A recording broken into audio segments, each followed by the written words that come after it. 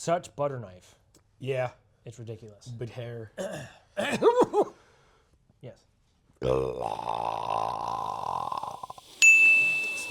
Hello. Welcome back to It's the cold. Surplus Brews.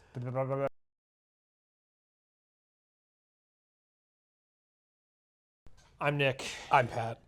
and today we are continuing our tiny Russian little, saga. Yeah, our little tiny Russian saga. Yeah, so today we have an SKS.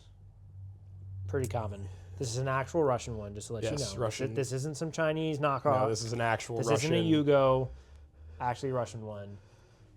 Patrick has the information. I get to talk about this one today, which I'm kind of excited about. So, we will first start off with the obvious fact of you're looking at this video and you see an SKS and an M1 in the same video. So, go into a little bit of that, and then I'll go into our normal history portion. So, during World War II, the Soviet Union was looking for, or I should say the Red Army, was looking for a self-loading rifle. And at the time, the only real country to fully equip their troops with a self-loading rifle was the U.S., hence why the M1 Garand is here in front of the table. And these rifles share a little bit of similarity. Not much, but they do. They both are long-stroke gas pistons. That's a rotating bolt. This is a tilting bolt. So there is some differences, but the AK shares more similarities with this. But the M1 Garand was the first self-loading rifle adopted by any major country. And subsequently, the Russians designed the ASV-36, SVT-40, and SVT-38. The SVTs being designed by Tokarev, and the ASVs being designed by Simonov, who designed the SKS. SKS has been in service from 1949 to present day. And You're making the burp counter very easy for me to calculate. yeah, I am. So 1949 to present, these have been in use. China first got the technical package for these in 1955 and produced them up till 1980. So that gives you kind of an idea, and that was the Type 56. But we're not talking about that today. We're not talking about any other variants today. Nope. We're talking about this one. Screw those variants. It's Russian. So, going a little bit into the history. The Soviet Union wanted a semi-automatic rifle originally in a full power rifle cartridge, not in an intermediate cartridge. So, Simonov, as stated before, designed the ASV-36, and Tokarev designed the SVT-40 and SVT-38. The SVT-40 ultimately would get adopted, not in very large numbers. Secondhand, yeah. I think you said it before in another video. Basically, as soon as they were fielded, they were captured. Yeah. The Germans rolled over pretty much the areas where the SVTs were kept in storage. So most of them were in German hands in World War II. So Yes, and a side note of that, the SVT, the Germans would use to create their own semi-automatic rifles with ultimately culminating in the Gewehr 43, which compared to the SVT-40, the M1, and the Gewehr 43, the Gewehr 43 was the worst out of all of them. Germany actually built something bad for once in their lives. Yeah, look at that. Yeah, I know. So, original versions of the SKS, they were originally called the SKS 41.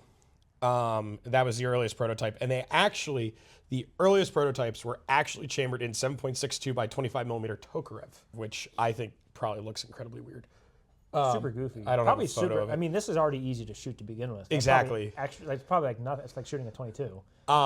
So the artillery committee, ironically, basically said, we like the idea. It is serviceable and it was satisfactory. It could be used as a combat rifle, and ordered 50 pre-production samples in 7.62 by 54R. That's a big jump. I would love one of these in that, honestly. Yeah, that was they're like, oh yeah, it's in the pistol cartridge. Like, no, we want full power, please. So they went to, and the reason they did that was logistics reasons, because 7.62 by 54R was the standard round of the Russian military at the time. So that's what they did. But they ordered the 50 pre-production samples. There's not really any information on if those actually went out to combat units or not. Not that I can find.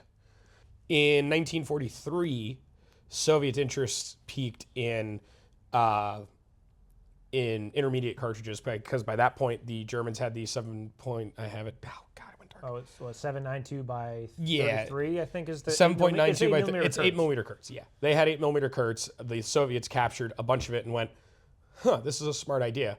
So look, by the end of 1943, the Soviets had designed 7.62 by 39, and it went into limited production by 1944 because at the time there's nothing that shot it. So for everybody who wants to go, that 7.6239 was this thing that the AK created. No, it was created during World War II because of the 8 millimeter Kurtz. And going to the end of World War II, the original version of the SKS, I don't know if it's as you see it now, but in very late 1945, the SKS was actually issued out to combat troops, and it was a Belarusian infantry unit. Yeah. And it saw, I don't even know if it saw combat at all during World War II, but it was very, very, very limited. And I'm sitting here and questioning myself. This is gas piston, right? This isn't direct gas impingement. Yeah. Sorry, that's just me for some reason.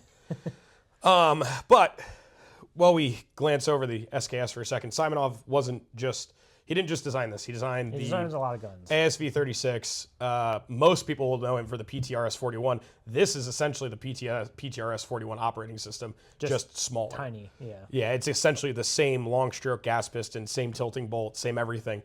I mean, hell, the PTRS-41 used an M-block clip. This feeds from a non-detachable 10-round box mag. So, you see where he got his influences from. Yeah. Like, this thing is really cool. It's just huge. Let me make a tiny one.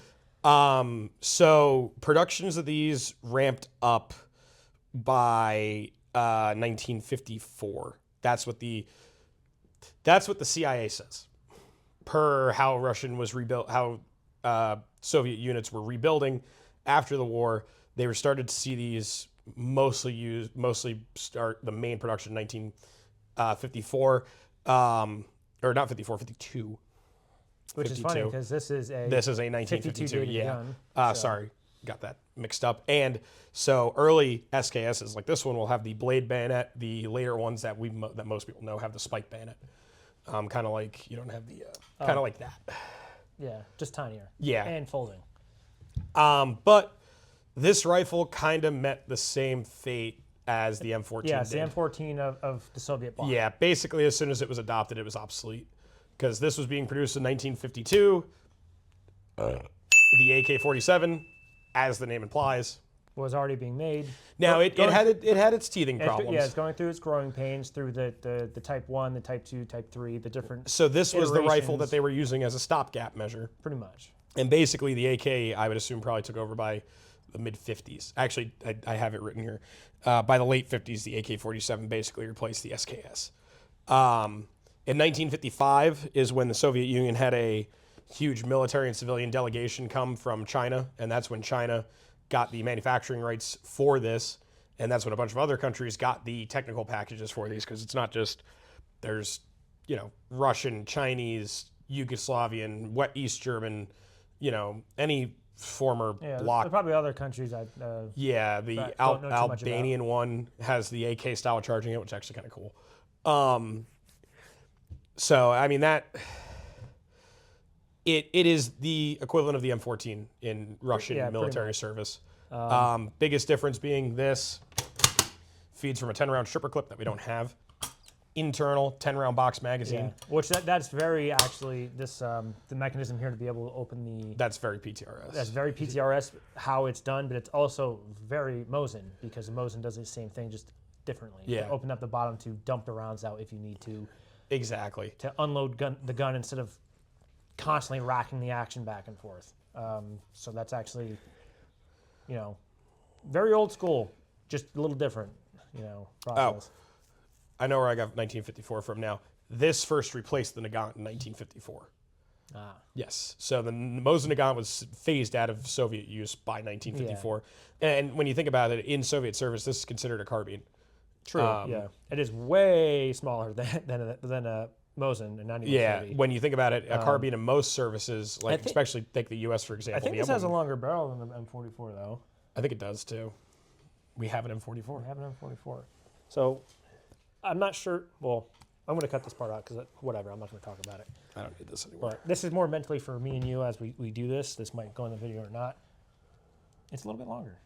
Well, it depends on the chamber, actually. So the chamber. Yeah, it depends because your chamber's right here. Yeah, the chamber's right there, but the chamber starts right here. So they're about the same. They're actually it's probably like, I don't know the technical data, but I think because I know the AK is a 16-inch barrel. Yeah. So But actually, I think this is a 16-inch. since you have this here for a second, let's just hold this up. You can also see the influences that the SKS has just taken from, the M44 or any other Russian rifle. Pretty basic stuff. Sights are the same. Sights are going to be almost identical. The folding front sight, bayonet, There's that. Like we said with the magazine. It's essentially the bottom falls out. It's just a little different. Yeah, you pull that out. So just, obviously this is a bolt full powered cartridge. Yeah, this is an intermediate cartridge. That's, semi-auto intermediate cartridge. Quick side note, this rifle, much like the M1 carbine, it's a very handy, very nice rifle it's to light, shoot. it's the easy. recoil is nothing, basically. And it's handy for what it is. I still think an M1 carbine's handier than this. Oh, yeah, most definitely. But because M1 carbine, it's lighter than this. It is. But even to that, this isn't that heavy. I'm going to look up the weight real quick because I didn't put the weight in here. Yeah, we have our scale, but it's somewhere in there. I'm guessing like it's a 6.5, 7 pound gun. 8.5 pounds, which in reality, 5 pound. I think is about the same as the M1 Garand. Give me 1 second. It's probably like 9 pounds. Yeah, 9.5 pounds. So it's a pound and a half lighter than the M1. So I mean, it's still probably a suck to carry all day, but yeah, it's that little bit of weight. An M1 carbine is probably like 7 pounds or something. It's pretty. That's M1 carbines. Between 7 and 7.5 pounds. The cartridge is lighter. Technically speaking, the M1 carbine shoots a pistol cartridge. 30 carbine is technically a pistol cartridge. And that is a story for another day on history on that. Yeah, that cartridge. But anyway, we're going to stop. That's it for now. We ranted in the first video, and yeah, we're trying not to rant for this. Exactly. All right, so let's bring you closer so we could see. We're going to try to open this up and kind of. I haven't taken one of these apart in probably 5 years. Yeah, it's been a while. All right, so brought you in a little bit closer here now to show you the SKS. This is a beautiful 1952 Russian example, and we'll start with markings. So all the markings on your SKS are going to be here. 1952 Tula produced SKS. Go with a little bit here. You got your folding blade. Get up there. Bayonet. There you go. Later models will have a spike bayonet, kind of like the Nagant bayonets, but smaller. Kind of like the M44 bayonets, probably, actually. Unfold this before I stab myself. The one thing this rifle specifically is missing that I didn't notice, it doesn't have a cleaning rod. They would have usually a cleaning rod here in between the bolts. And speaking of that, it does have the trapdoor with a cleaning kit in it. Kind of, I almost believe that's the same style as the AK if I had to take a guess. But, so, this is a short stroke, or long stroke, gas piston operating system, very close to the M1 Garand. This works off a tilting bolt, which you'll see later when we take it apart. Guess we'll go over the manual of arms of this rifle. I pulled the bolt back already. So below, this is your 10-round magazine. Pull this back, opens up the 10-round magazine, and then you can drop the bolt. Trigger, here's your safety. I'm not 100% a fan of this safety. It's very M1, M14-ish, and I don't really like those safeties to begin with. So that's just me. But I guess now we'll go through and show you how to field strip this. It's actually extremely simple. So first we'll make sure the rifle's empty, and you can see the chamber there. There's nothing in there. So push in on the back cover, pull this up. I don't know if you saw that. I think I was out of frame. Push in on the back cover, pull that up, and you're going to hold that and kind of finagle it a little bit, pull it out. Then top cover comes off, recoil spring comes out, pull the bolt back, bolt comes back into your two pieces, and then up here, very AK-like, pull that up, and that pops out your gas tube, which has the piston in it. The piston's actually captive in here, and you can see here, see if I can get a good view of that. See, here is where the piston actually will hit the bolt, and then you can see a better view of the. There's the magazine. There's the follower right there. So that's all you need this for. So I'll put that up there, kind of out of the way. So gas tube. Here's your bolt. As stated, this is a tilting bolt. So when it unlocks, there's your bolt in your unlocked position. There it is in the locked position.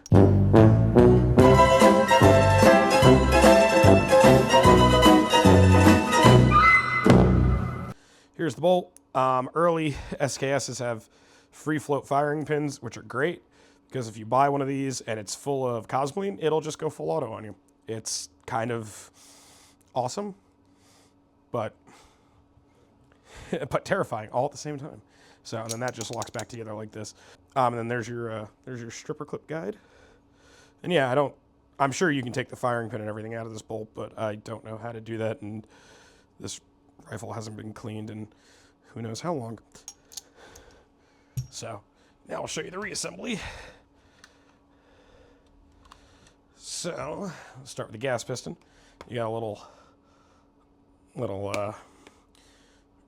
reduction there that pops in like that. Press that down. Press that down. Then put the bolt together.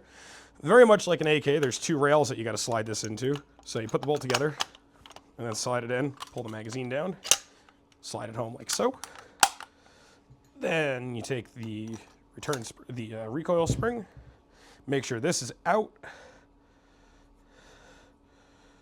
Press the top cover on, and it's going to be under a little bit of spring tension, not a lot.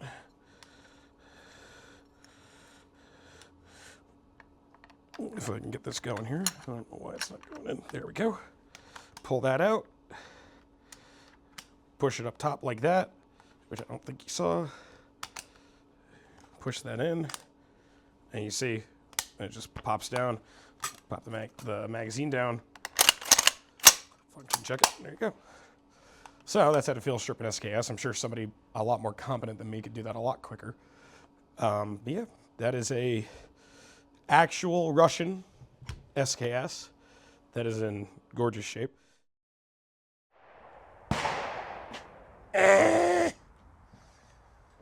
All right. Well, if you remember from our SKS video, we started with the M1 on the table. And in the shooting, we're starting with the M1 on the table. Not that these share a lot in common. They're both long stroke gas systems, so that's about all they share in common. But if the Soviets adopted this during World War II, they would have fought with each other.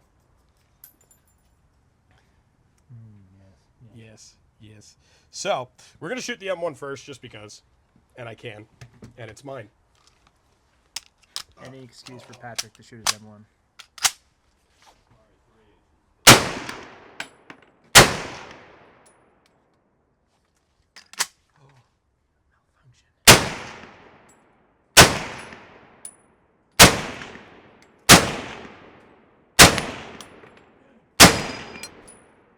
Oh, actually caught it. All right, so that's the only excuse I needed for that. Malfunction is because it's PPU, 150 grain with a soft lead tip. Excuses. So, SKS. We are dumb and don't have stripper clips for it. So I'm only going to load 5 rounds. And as Nick said off camera, you're going to see, even though the SKS stripper clips suck, it's still better than loading them by hand.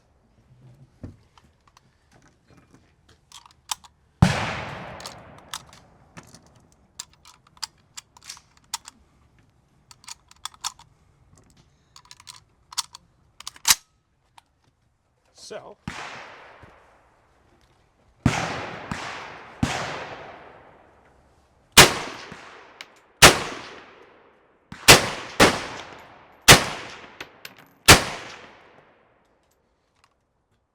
I always forget how fun this gun is to shoot because it just doesn't recoil at all.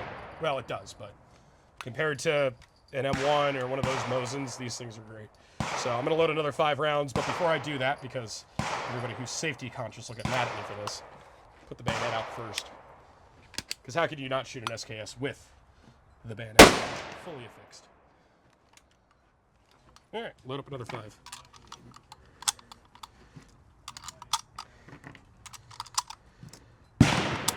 You know what? I'm gonna load 10. Oh, feeling daring today.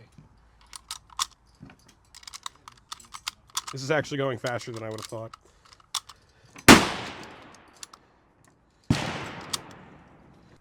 So, yeah. So, shoot 10 more, and that'll be it.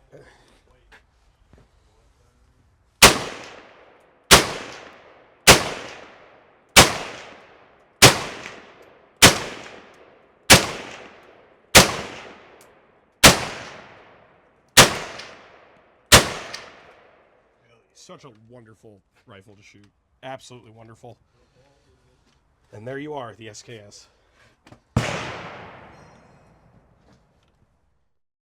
Yes. You've now seen the internals of this and how it works. Yes. Freezing, by the way. Yeah, same. Conclusions.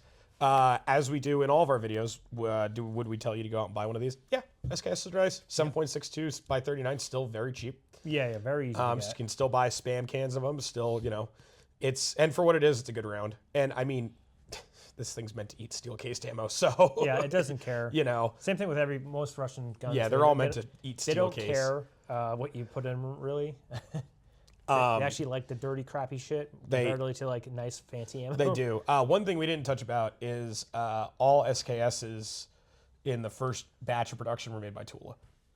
But yeah, I mean, if you find one for a good price, buy it. The Russian ones are getting more expensive. Yeah, they're harder to find now. Basically, the most expensive SKSs on the market right now are the Carbiner S, which is the East German, and the Albanian one, because Albania basically just put an AK charging handle on the side here, and for some reason that makes it more expensive.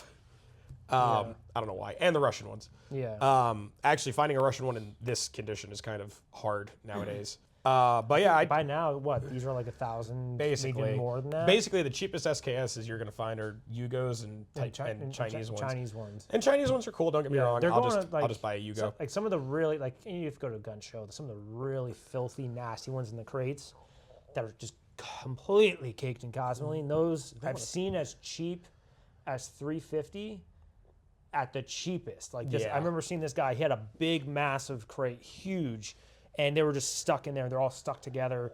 That was the cheapest I've ever seen, the Chinese ones, but they're going up. And like I'm like, are you effing ridiculous? Or what are you doing? It's the same concept with any surplus rifle. An M1 10 years ago was $800. Now they're $1,400. You know, these 10 years ago where you could get a Russian one for $500. Now it's $1,000. You know, if you can find one. Weird. I understand inflation. No, I do too. But I understand inflation. And I also understand supply and demand. There's probably understand. not as many Russian ones in the country as there is Chinese ones or, you know, Yugoslavian ones or whatever. But if you can find yourself a first pattern SKS Russian with the blade bayonet, I'd buy it. Yeah, most definitely. You know, Definitely the tolerances they feel more put together, which is kind of weird because when we talk about Russian guns mostly, yeah. the tolerances are so loose usually. And when Simonov designed this, he intentionally left loose tolerances just for this, for it to be more reliable. And we say loose tolerances, it's not that loose comparatively. Like, this is as tight as my M1 is. Yeah. And in the words of David Freiberger, it's a fine automobile. Yeah, it's a fine automobile. So all right, you know, we're gonna leave it at that. Yeah, buy one if you can find one. Yeah. And aside from that, it's a cool rifle. You know, everybody has an AK. Not everybody has SKSs. No, not everybody has an SKS anymore. No. But I don't know. I think stripper clip guides for all guns. Just letting you know. Yeah. All right, that's it. That's the end. So, like, comment, subscribe. I don't care. Ring the bell. There we go. Discord's now in the link, in the stuff. We went on too long. In the doobly-doo. Cool story, bro. Have a nice day. Bye-bye. Bye-bye.